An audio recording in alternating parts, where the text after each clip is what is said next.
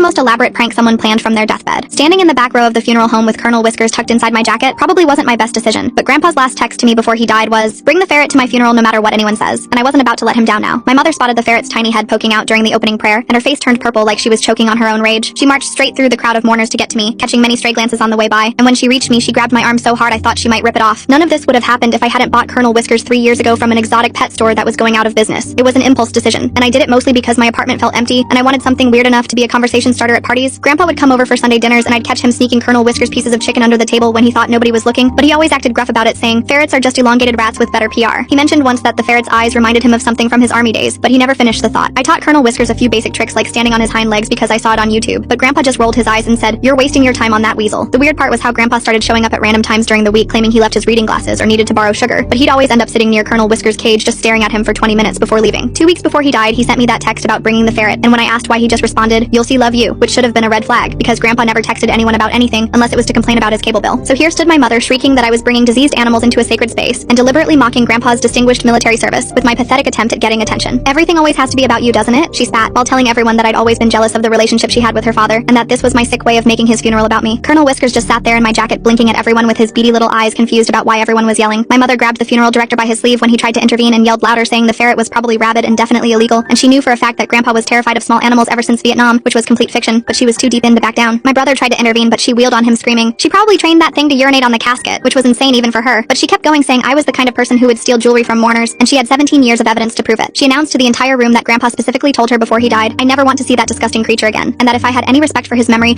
I would leave immediately before she called both the police and animal control. The room erupted into chaos with relatives shouting over each other about whether ferrets belonged at funerals, while my mother kept yelling that I was an emotional vampire who fed on family misery, and that's why I brought a rodent to their father's funeral. I kept trying to explain that ferrets aren't rodents, but nobody could hear me over all the screaming. The funeral director cleared his throat and announced it was time for Grandpa's requested video message, which nobody knew about, and the screen behind the casket flickered to life, showing Grandpa in full military dress uniform. He stared directly into the